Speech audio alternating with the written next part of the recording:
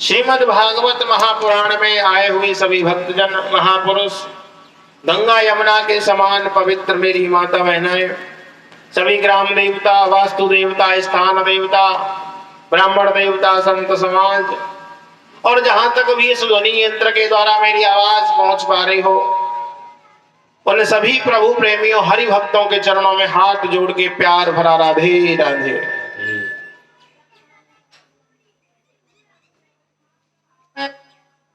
जैसा कि आप सभी को अवगत है, आपके ग्राम सरदारगढ़ में आज इस ज्ञानमयी गंगा का तृतीय दिवस आरंभ होने के लिए जा रहा है। बड़भागी हैं आप और हम, जो हमको भगवान की कथा कहने और सुनने का अवसर प्राप्त हुआ, जो भगवान शिव के और मां जगदम्बे की गोद में बैठ करके और हनुमान जी महाराज के चरणों की छाया में बैठ करके इस ज्ञानमयी गंगा का आयोजन किया जा रहा है। बड़भागी हैं आप और हम, आज भगवान ने हमारे ऊपर इतनी बड़ी कृपा करी कि जिस कथा के लिए देवता तक तरसते हैं, बार बार भगवान से प्रार्थना करते हैं कि हे प्रभु आपकी कथा श्रवण को मिल जाए, लेकिन वो कथा उन देवताओं को प्राप्त नहीं हो पाती। आज भगवत प्रेमियों, हमारे और आपके ऊपर इतनी कृपा है कि आज भगवान की कथा हमें सुलभ में प्राप्त हो रही है। आइए इस ज्ञानमयी गंगा में हम और आप सभी प्रवेश करने से पहले अपनी मन और वाणी दोनों को पवित्र करेंगे। मेरो राधा रमन गिरधारी, गिरधारी श्याम बनवारी। मेरो राधा रमन गिरधारी, गिरधारी श्याम बनवारी।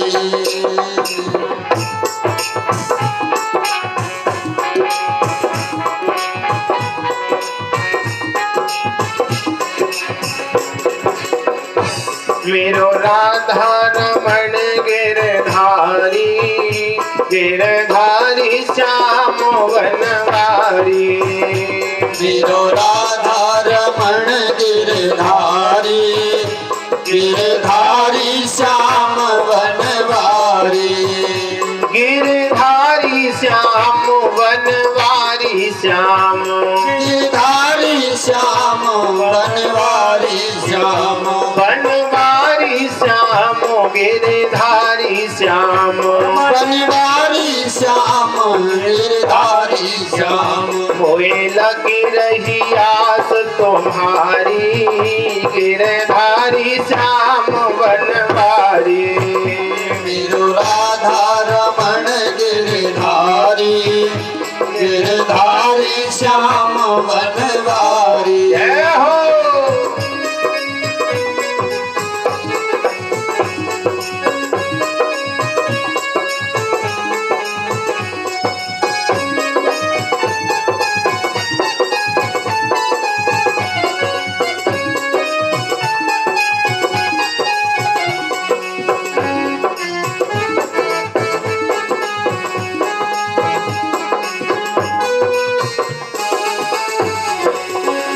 मेरी बीच भंवर में नैया है, बीच भंवर में नैया है, मेरी बीच भंवर में नैया है।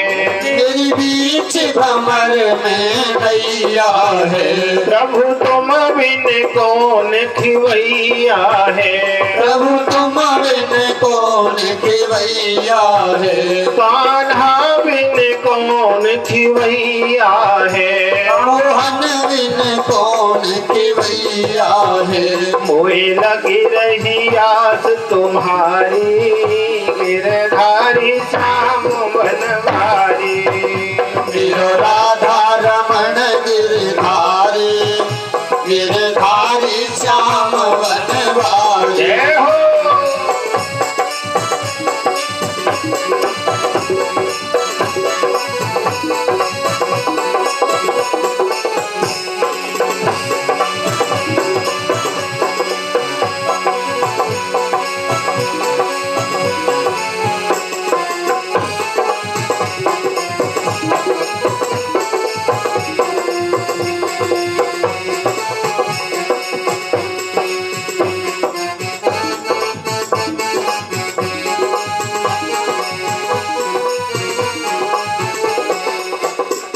हरि आ जाओ, हरि आ जाओ, हरि आ जाओ, हरि आ जाओ, श्याम आ जाओ, अब आ जाओ, श्याम आ जाओ, अब आ जाओ, प्रभु आ जाओ, अब आ जाओ, प्रभु आ जाओ, अब आ जाओ, मोहि दर्शन देओ गिरधारी, गिरधारी श्याम बनवारी।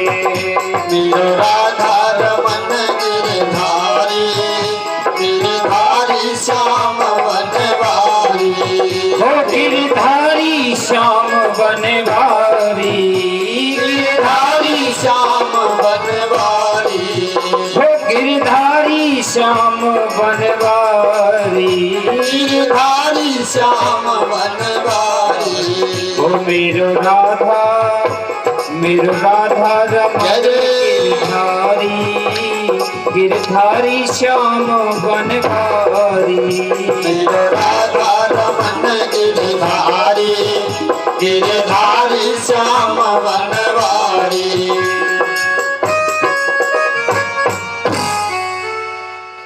बोलिए वृंदावन बिहारी लाल की जय, श्री कृष्ण कन्हैया लाल की जय, श्रीमद् भागवत महापुराण की जय, श्री हनुमान जी महाराज की जय, शंकर भगवान की जय, पथवारी भैया की जय, आज के आनंद की जय, जय श्री, जय जय श्री राधे, जय जय श्री राधे श्याम।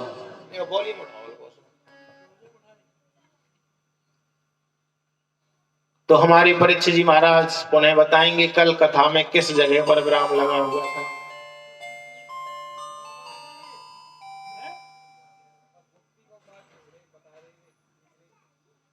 मुक्ति को उपाय पूछ रहे कि बता रहे? सभी एक बार जोरदार ताली बजाएं।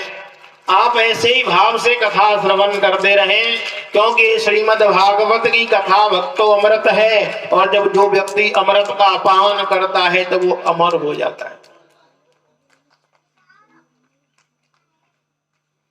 जो इस ज्ञानमयी गंगा का अमर कथा का पान करता है तो वो व्यक्ति अमर हो जाता है। अमर का मतलब ये नहीं कि आपका शरीर नहीं मरेगा, अरे शरीर तो पहले भी मरा हुआ था और अब भी पल पल मर रहा है और बाद में भी मरेगा। जैसे आप ऐसा समझ लें कि आपने चूल्हे में अग्नि जलाई और अग्नि जलाने के बाद उसके ऊपर बर्तन रख दिया और बर्तन रखने के बाद उसमें जल डाल दिया। जब पात्र के द्वारा पात्र के नीचे अग्नि जलेगी और उसमें जल डाला जाएगा तो जल गर्म हो जाएगा, लेकिन कब तक? जब तक उसमें उसके नीचे अग्नि रहेगी, और जैसे ही अग्नि को निकाल दोगे तो थोड़ी देर के बाद में जल ठंडा हो जाए, क्योंकि वो तो पहले भी ठंडा ही था। कब तक गर्म रहा? तब तक उसके नीचे अग्नि रही। तो मानव कब तक जीवित है? जब तक भगवान की दी हुई आत्मा है। जब आत्मा निकल जाती है तो शरीर पहले भी मरा हुआ था और बाद में भी मरा हुआ बचेगा। जब तक उसके नीचे अग्नि रही तो जल गर्म हो गया, और जब अग्नि को निकाल दिया तो फिर जल ठंडा ही था, ठंडा ही होना।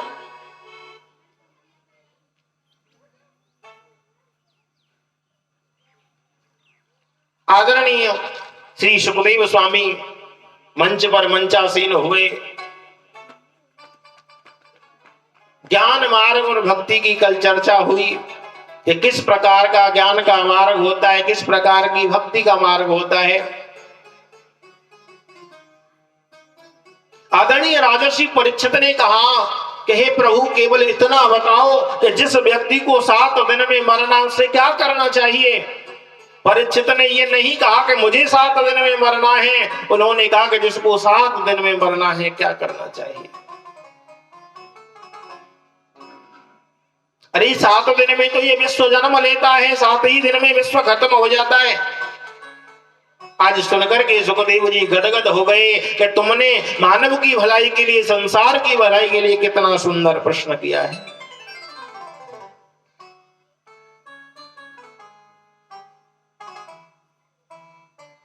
आदरणीय सुखदेव जी महाराज कहते हैं, परीक्षित,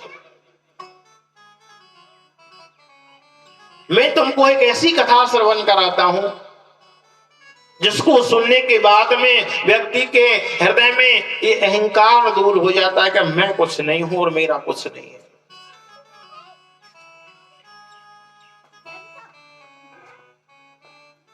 कहते हैं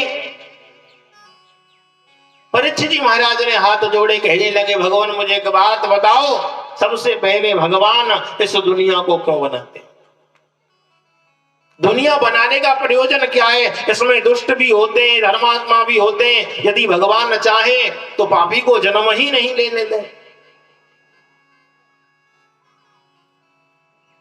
भगवान आखिर क्यों?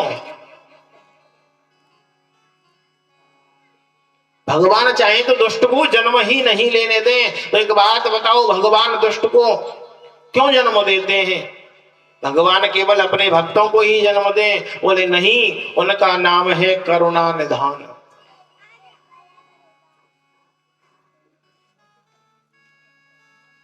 आपके यहाँ पर भगवान शिव का मंदिर है, लेकिन आपको ये बता कि भगवान किसके अवतार हैं?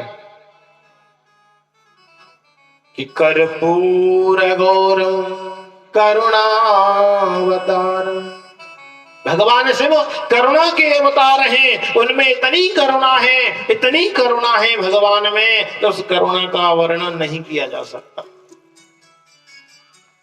यदि भगवान हमारे पापों की तरफ देखने लग जाएं, तो हमारा एक जन्म क्या, यदि हमें अनंत बार मानव जन्म भी मिले तो हमारा उद्धार नहीं हो सकता।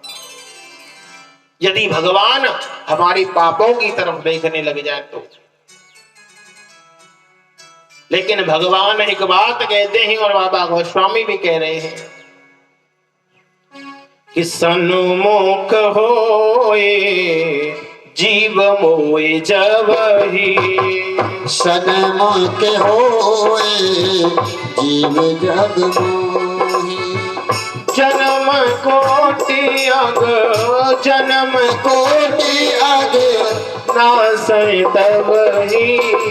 सन्मुख होए जीव मोहे जबहि। श्री राम जय राम जय जय राम।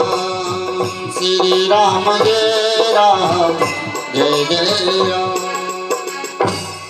बाबा कहते हैं कि सन्मुख होई जीव मोह जबहि, जन्म कोटि अग नासै तबहि। भगवान कहते हैं कि एक बार जब जीव मेरे सन्मुख हो जाता है तो पापों को नहीं देखता, जन्म कोटि करोड़ों जन्मों के पापों को नष्ट कर देता। लेकिन सन्मुख होई तभी तो।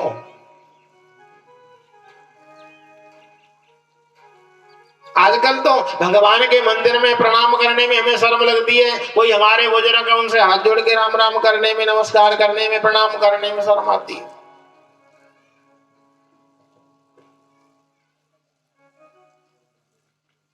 सन्मुख होई जीव मोहि जबहि, जन्म कोटि अग नासै तबहि।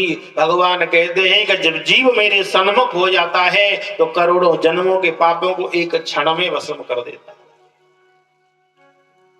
लेकिन भगवत प्रेमियों, आज बड़ी दुर्भाग्य की बात है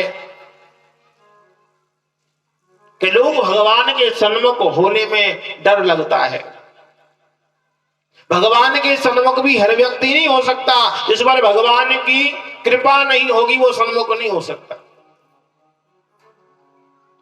भागवत की महिमा में वर्णन मिलता है कि आपने अपने घर, अपने मन में विचार किया कि चलो जी वहां भागवत हो रही है, सुनने चलते हैं। केवल आपने मन में विचार किया और कथा श्रवण के लिए आप चल दिए। उसी वक्त गोविंद भगवान आपके हृदय में प्रकट हो गए। आप कथा में आए नहीं, आपने कथा सुनी नहीं, केवल विचार किया है चलो कथा में चलते हैं, उसी वक्त भगवान का प्रकट हो गया। ऐसी भागवत जी की महिमा है।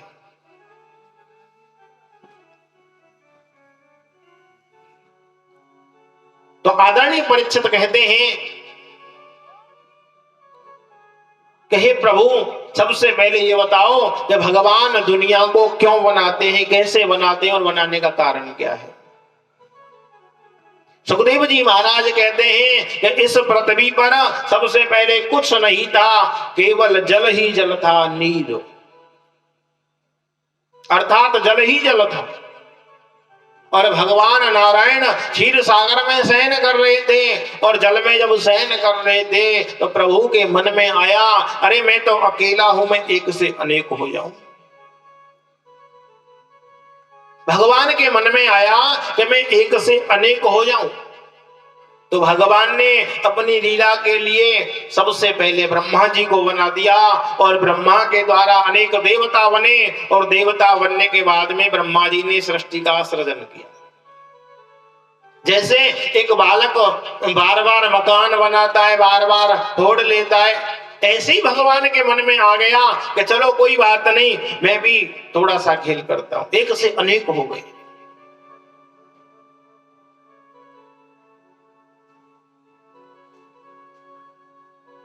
जो भी बनाया हुआ है संसार में भगवान का है, हमारा आपका कुछ नहीं है। अरे हमारा प्रकृति का क्या नियम है? प्रकृति का नियम है कि जब तक आप यहां पर रहो, जब तक यहां की सामग्री को प्रयोग करो और चलते समय छोड़ दो। ये प्रकृति का विधान है।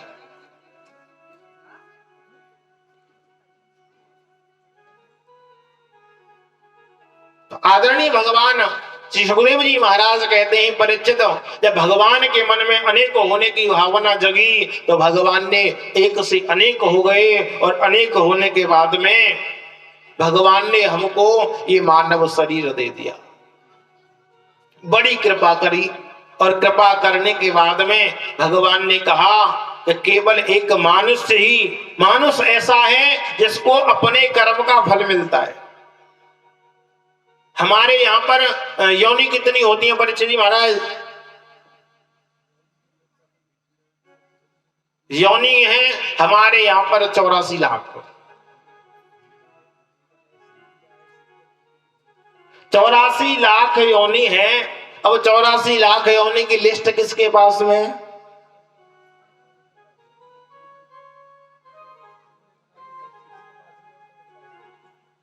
भाई जिसने सृष्टि बनाई उसके पास है, लेकिन हमारे पास भी है।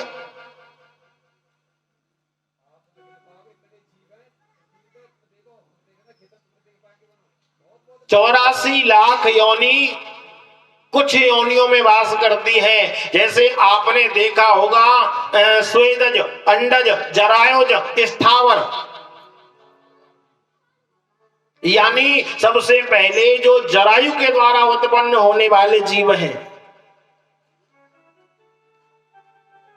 और दूसरे अंडज, जैसे अंडे के द्वारा उत्पन्न होने वाले जीव हैं, जैसे छिपकली हो गई, मोर हो गया, सांप हो गया, अनेक जीव अंडज से उत्पन्न होने वाले। और एक है स्वेदज, यानी जो गंदगी के द्वारा उत्पन्न होने वाले हैं, जैसे मच्छर है और अन्य जो पसीने के द्वारा भी उत्पन्न हो जाते हैं। और चौथे नंबर पे आते हैं स्थावर, जैसे ये पेड़ और पौधे होते हैं। इन 4 योनि में ही 84 लाख योनि वास करती है। लेकिन भगवान कहते हैं कि मैंने 84 के चक्कर से छोड़ करके तुझे मानव शरीर दे दिया और कहा कि जा तू अपना उद्धार कर ले, इस 84 के चक्कर में मत पड़ना।